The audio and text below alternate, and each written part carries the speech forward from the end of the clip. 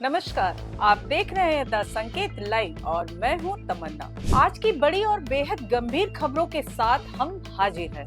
उत्तर प्रदेश से लेकर जम्मू कश्मीर और भारत पाकिस्तान के बीच बढ़ते तनाव तक। सबसे पहले बात उत्तर प्रदेश के सहारनपुर की, जहां देवबंद इलाके में शनिवार सुबह एक पटाखा फैक्ट्री में जबरदस्त धमाका हुआ। इस हादसे में फैक्ट्री के अंदर मौजूद लोगों के शरीर के टुकड़े दूर दूर तक बिखर गए। धमाके के वक्त फैक्ट्री में 9 लोग काम कर रहे थे, जिनमें से कई मलबे में दब गए।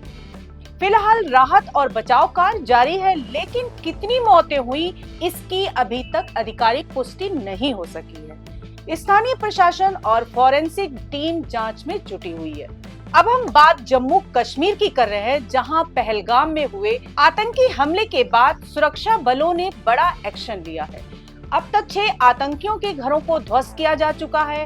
इनमें लश्कर-ए-तैयबा और जैश-ए-मोहम्मद से जुड़े आतंकी शामिल हैं, जैसे आसिफ शेख, आदिल ठोकेर, हारिश अहमद, एहसानुल हक, जाहिर गनई और शाहिद अहमद कुटे।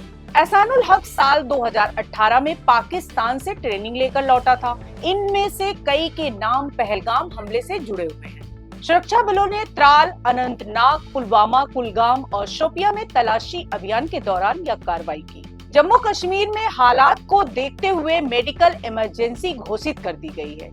डॉक्टर्स और मेडिकल स्टाफ की सभी छुट्टियां रद्द कर दी गई। 24/7 कंट्रोल रूम बनाया गया है, जो हर स्थिति पर निगरानी रखेगा। वहीं दूसरी ओर पाकिस्तान की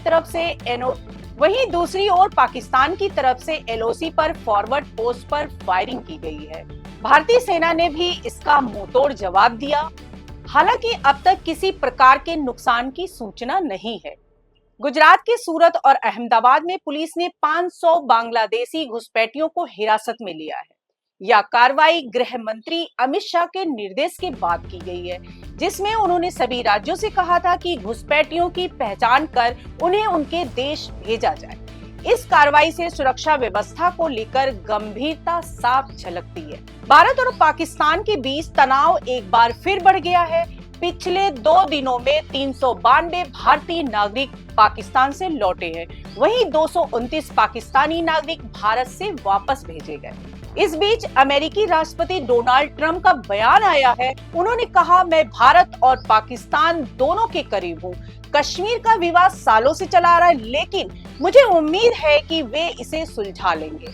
उन्होंने पहलगाम हमले को बुरा हमला बताया। भारत में गुस्से की एक और वजह बनी है पाकिस्तान के 2 वरिष्ठ मंत्रियों के बयान। विदेश मंत्री इशाक डार ने आतंकियों को फ्रीडम फाइटर कहा। क्योंकि ये हमने ये नहीं कहा, तो वो हमें शुक्रगुजार होना चाहिए कि ये तो फ्रीडम फाइटर्स भी हो सकते हैं। वी डोंट नो कि कौन है, तो हमने कोई किसी किस्म की बिल्कुल ऑनेस्टी के साथ स्टेटमेंट दी थी। लेकिन मैं समझता हूँ कि उन्होंने अपनी फेलियर को और अपनी सियासत को जो इंटरनल है और अपने ज़ाती अज़ाइम जो उनके अंदरूनी हैं, उसका हवाला करते हुए एक दफ़ा फिर ये जो इनडायरेक्टली पाकिस्तान की तरफ ये मामले को उसकी तरफ इशारा करने की कोशिश की है। वहीं रक्षा मंत्री ख्वाजा आसिफ ने सार्वजनिक रूप से ये मान लिया कि पाकिस्तान आतंकियों को ट्रेनिंग देता है। The things cooled down then, and now again the same thing is. You do admit, sir, that Pakistan has had a long history of backing and supporting and training and funding these terrorist organizations. Well, we have been doing this dirty work for the United States for about 3 decades, and West, including Britain. So that's your argument that even though that was a mistake, and we suffered for that. And that is why you are saying this to me. If we had not joined the war against Soviet Union and later on the war after 9/11, this Pakistan's track record, was not, unimpeachable track record. इन बयानों ने पाकिस्तान की सच्चाई एक बार फिर दुनिया के सामने ला दी है। भारतीय सेना के प्रमुख जनरल उपेंद्र द्विवेदी ने जम्मू कश्मीर दौरे के दौरान स्पष्ट किया कि आतंक का नेटवर्क जल्द ही पूरी तरह से खत्म कर दिया जाएगा। सेना प्रशासन और केंद्र सरकार सभी इस दिशा में एकजुट है। आपकी राय हमारे लिए जरूरी है। कमेंट में बताएं कि आप इन मुद्दों पर क्या सोचते हैं। मिलते हैं अगले अपडेट में, तब तक के लिए नमस्कार।